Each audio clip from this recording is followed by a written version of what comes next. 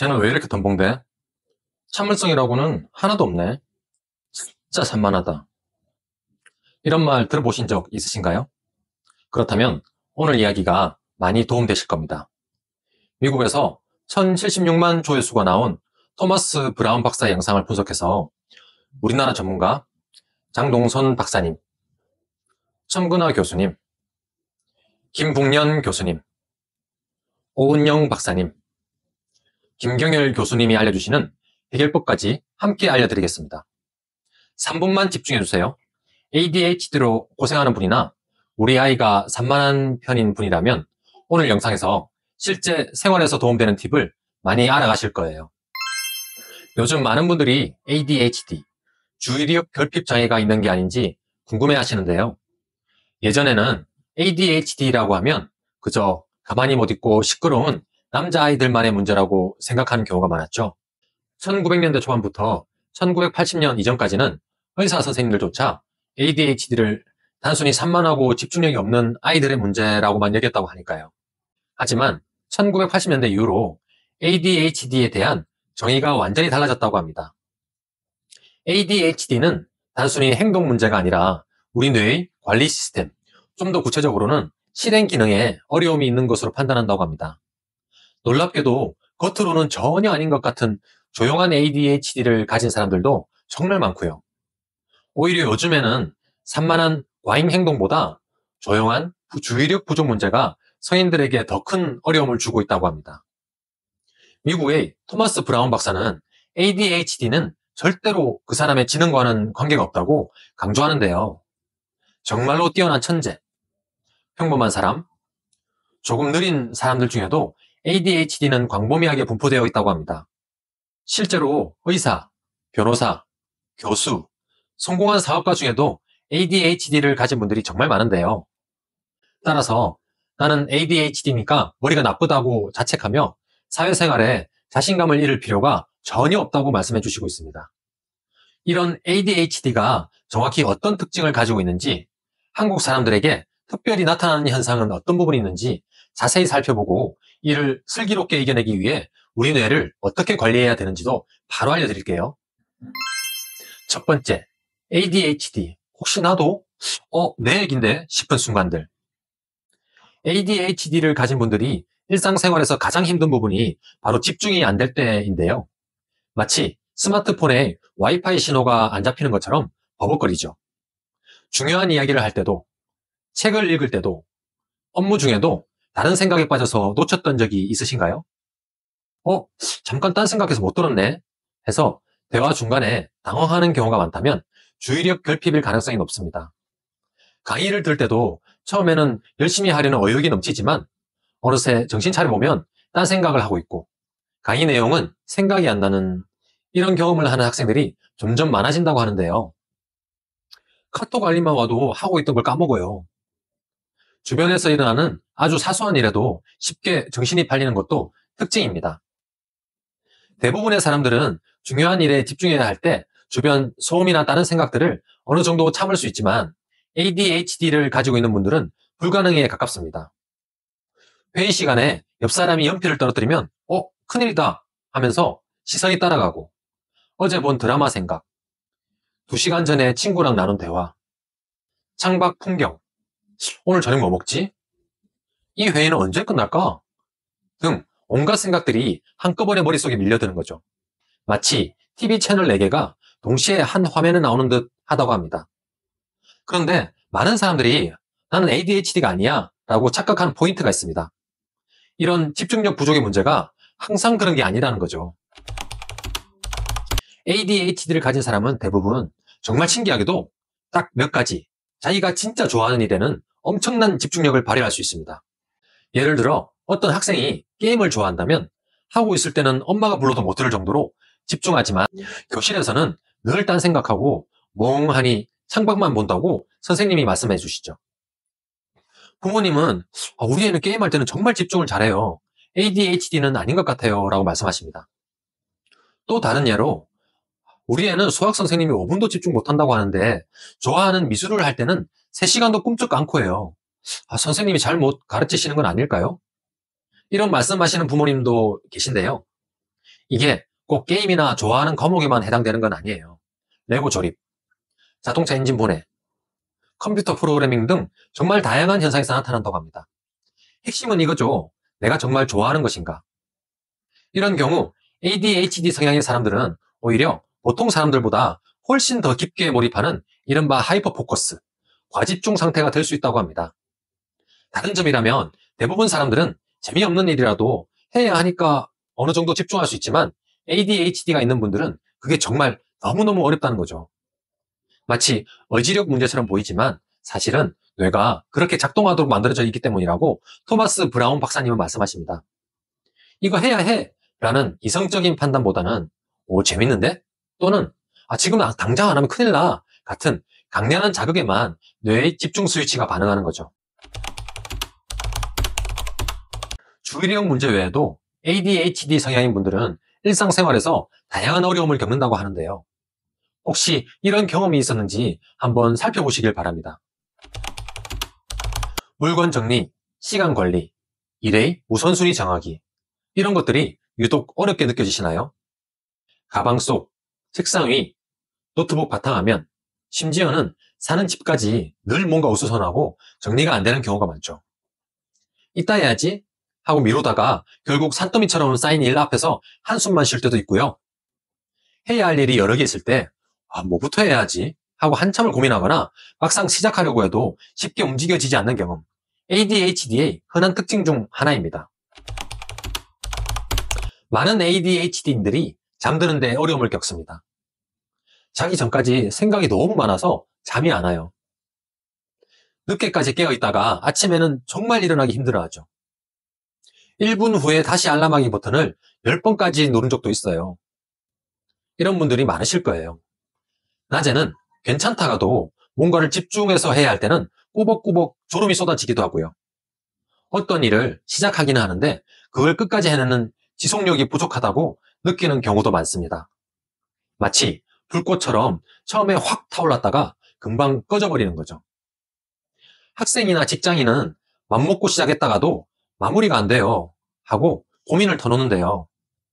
그래서 마감 기한이 코앞에 닥쳐야만 겨우 일을 다시 하거나 아니면 대충 빨리 끝내려는 경향도 강하다고 하네요. 머릿속에는 하고 싶은 말이나 아이디어가 가득한데 막상 그걸 조리 있게 말하거나 글로 쓰려고 하면 너무 어렵게 느껴지는 분들도 있어요. 단어가 안 떠오르네. 뭐라고 표현하면 될까? 하면서 계속 고치거나 생각들이 뒤죽박죽 엉켜서 제대로 표현하지 못하는 거죠. 보고서 같은 긴 글쓰기가 유독 힘들다면 ADHD를 의심해 볼 수 있습니다. ADHD 진단 기준에 직접적으로 포함되지는 않지만 많은 분들이 보이는 공통점으로 감정 조절의 어려움을 호소합니다. 정말 사소한 일에도 갑자기 울컥 화가 치밀어 오르거나 반대로 상처받았는데도 겉으로 표현 못하고 속으로만 힘들어하는 경우가 있어요. 마치 감정의 롤러코스터를 타는 것 같다고 표현하시는데요. 어떤 분은 식당에서 옆 사람이 쩝쩝대는 소리 때문에 너무 화가 나서 머리가 하얘질 정도였다고 하고, 또 어떤 분은 복도에서 마주친 동료가 인사를 제대로 안 받아줬다는 생각에 하루 종일 우울하기도 합니다. 또는 갑자기 뭔가에 꽂혀가지고 이건 꼭 사야 해, 지금 당장 해야 해 하는 강렬한 충동에 휩싸여서 그게 얼마나 비싸든 뒷감당이 안 되더라도 상관없이 저질러 버릴 때가 있어요. 반대로 끊임없이 만약 이렇게 되면 어떡하지 하는 걱정에 사로잡히는 경우도 있습니다. 운전하다가도 저 화물차가 나를 박으면 어떡하지 하는 불안감에 머릿속이 복잡해지죠. 이런 감정들이 머릿속에 다른 모든 생각과 계획을 집어삼켜서 몸과 마음을 지치게 한다고 합니다. 나 기억력 진짜 좋은데? 10년 전에 본 영화 내용도 다 기억해 하면서 의외로 이런 장기 기억력은 좋은 분이 많다고 하는데요. ADHD 기억력 문제는 주로 단기 기억력, 즉 워킹 메모리라고 불리는 기억력과 관련이 깊다고 하네요. 워킹 메모리는 우리가 어떤 정보를 잠시 머릿속에 붙잡아 두고 다른 작업을 하는 능력인데요. 예를 들어 방에 뭐 가지러 왔더라? 계단 내려오면서 뭐 하려고 했지?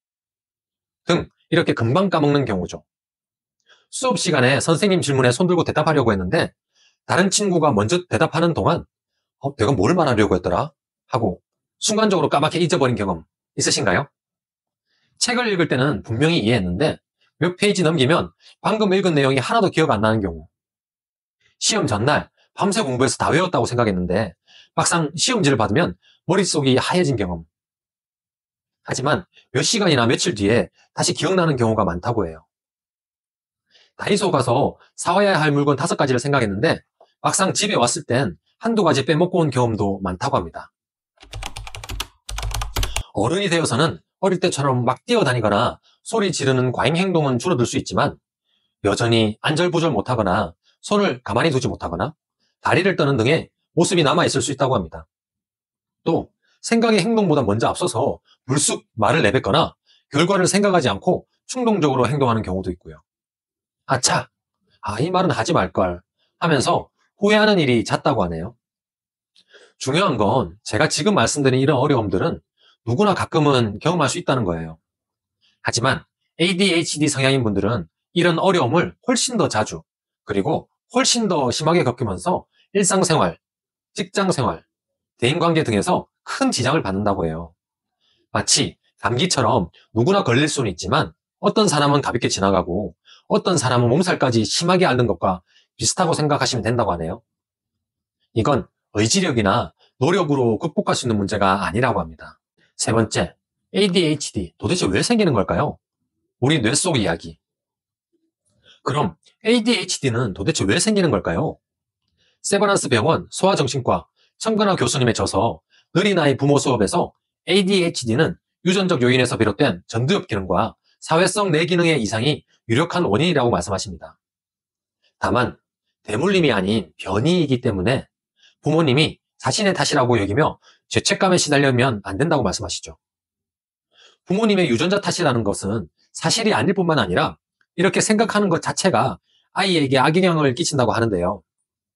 유전적 요인이라는 말이 특정 유전자가 대물림되는 유전이 아니라 유전자 변이를 의미한다고 강조하십니다.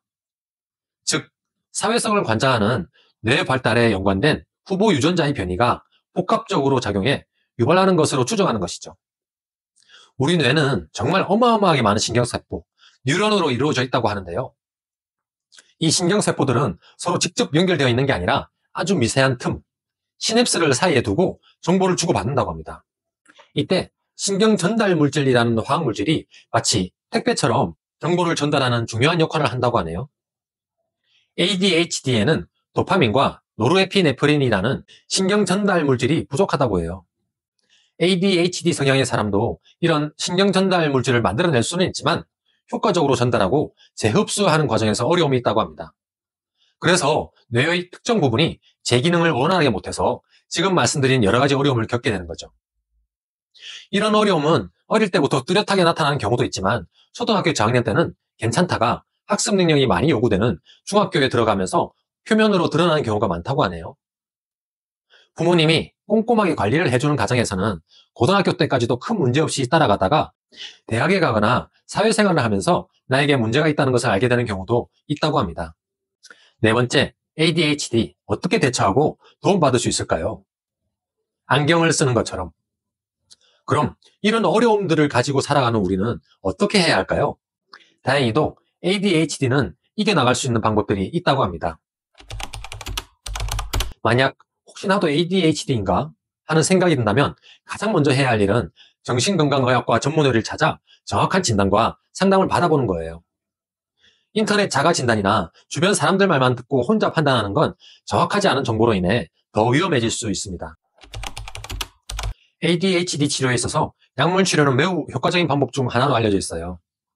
많은 분들이 약물에 대해 막연한 걱정이나 오해를 가지고 있으신데요.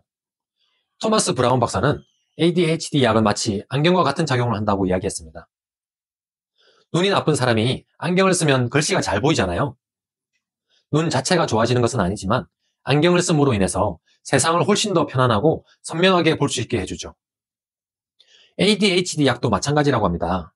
약을 먹는다고 ADHD가 완치되는 것은 아니지만 먹는 동안에는 뇌의 신경전달 물질이 좀 더 원활하게 작동하도록 도와줘서 집중력도 좋아지고 충동성도 줄어들고 전반적인 생활이 훨씬 더 안정되고 편안해질 수 있도록 도와줍니다. 실제로 ADHD 약을 복용한 많은 분들이 머릿속이 조용하고 맑아지는 느낌이다. 다른 사람은 이런 기분으로 살았구나 하며 놀란다고 해요. 그리고 정말 중요한 사실, ADHD 약을 먹는다고 해서 뇌 기능이 떨어지는 게 아니라 오히려 뇌가 안정적으로 작동하고 장기적으로 긍정적인 결과를 가져오는 연구 결과들이 많다고 합니다. 물론 모든 약에는 부작용이 생길 수 있으니 반드시 의사 선생님과 충분히 상의해서 자신에게 맞는 약의 종류와 용량을 찾아야 되겠죠. 약물 치료가 전부는 아니라고 합니다. ADHD 증상을 조절해서 더 행복해지기 위해서는 다양한 노력을 함께하는 것이 좋다고 하는데요. 인지행동치료, CBT라는 프로그램이 있습니다. 자신의 생각과 행동의 패턴을 파악해서 더 건강한 방식으로 대처하는 방법을 배우는 치료예요. 시간관리 기술, 정리정돈 기술, 감정 조절 방법 등을 익힐 수 있죠. 규칙적인 수면 습관, 건강한 식단, 꾸준한 운동 등의 생활 습관 개선도 뇌 기능을 활성화하고 ADHD 증상 완화에 큰 도움이 된다고 여러 전문가들이 공통적으로 이야기하십니다. 주변 환경을 최대한 단순하게 만들고 방해 요소를 줄이는 환경 조성도 중요해요. 알람이나 메모, 스마트폰 앱 같은 도구를 활용하는 것도 좋은 방법이죠.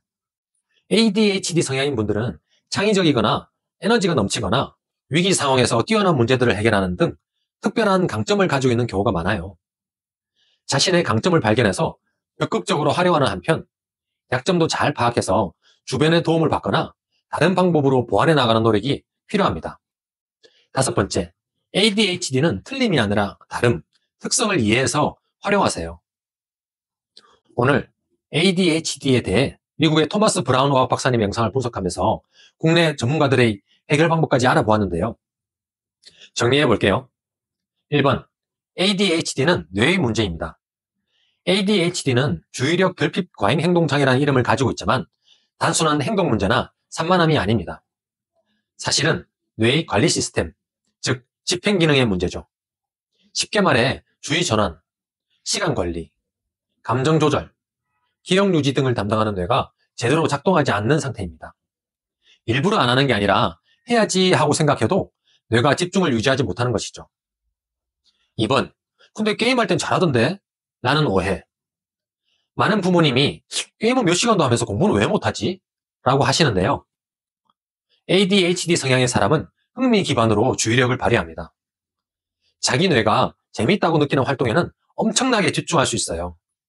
하지만 지루하다, 흥미없다는 활동엔 아무리 노력해도 집중 유지가 어렵습니다. 이건 의지나 성격 문제가 아니라 신경 전달 물질, 도파민과 노르에피네프린 분비 차이예요. 3번, 의지력 부족이 아닙니다.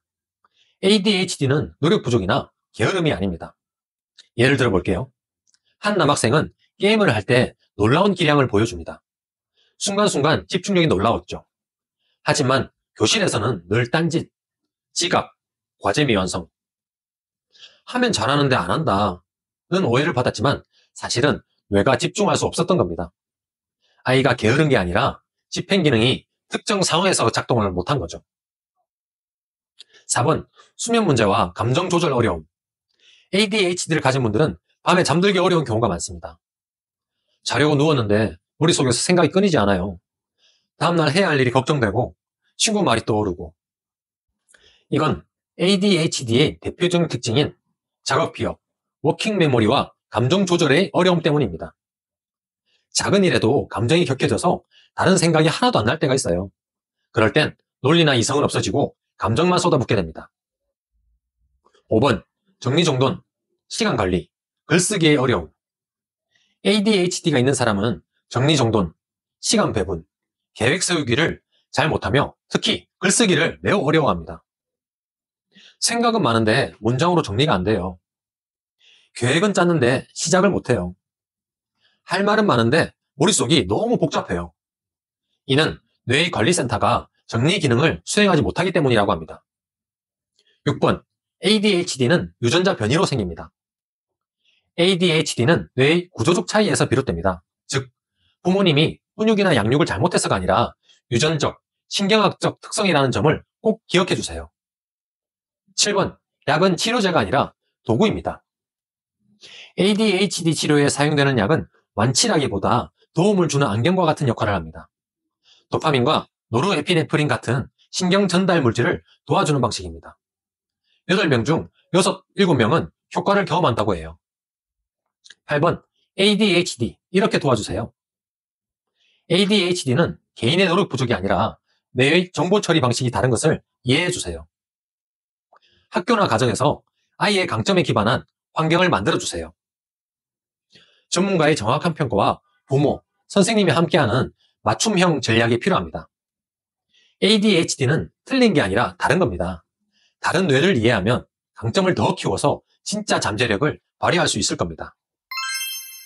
오늘 내용을 보시면서 이거 완전 내 이야기인데? 하고 놀라거나 어쩌면 조금은 마음이 무거워진 분도 계셨을지 모르겠습니다.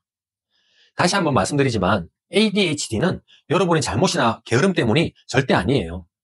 그저 뇌가 작동하는 방식이 조금 다를 뿐이고 그로 인해 남들보다 조금 더 많은 노력이 필요할 수 있다는 거죠. 중요한 건 이런 어려움을 혼자 고민하지 말고 나 자신에 대해 공부하면서 필요한 도움을 적극적으로 찾는 용기예요. ADHD가 있다고 사회생활을 못하거나 꿈을 이룰 수 없는 건 절대로 아니거든요. 실제로 ADHD를 가진 많은 분들이 각자의 분야에서 정말 멋지게 활약하고 있습니다. 올림픽 수영 금메달리스트 마이클 펠프스도 어릴 때 ADHD로 어려움을 겪었지만 극복하고 엄청난 결과를 이루어낸 것처럼요. 그러니 혹시라도 ADHD로 인해 어려움을 겪고 있으시다면 너무 자책하거나 좌절하지 마세요. 정확한 진단과 적절한 치료, 그리고 주변의 이해와 지지가 있다면 여러분도 충분히 자신의 잠재력을 발휘하여 행복한 인생을 누리실 수 있습니다. 오늘 영상이 여러분께 조금이나마 도움이 되셨으면 좋겠습니다. ADHD에 대해 더 궁금한 점이나 나누고 싶은 이야기가 있다면 언제든지 댓글로 남겨주세요. 아 참! 그리고 혹시 알고 계세요?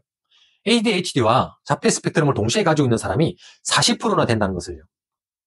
서로 상반되는 특성을 가지고 있는 이 증상을 동시에 가지고 있는 사람들은 머릿속이 터질 것 같다고 표현하는데요. 이 두 가지 증상의 차이점과 동시에 가지고 있는 사람들에게 나타나는 특성을 깔끔하게 정리해 놓았습니다. 지금 이 영상에서 바로 설명드릴게요.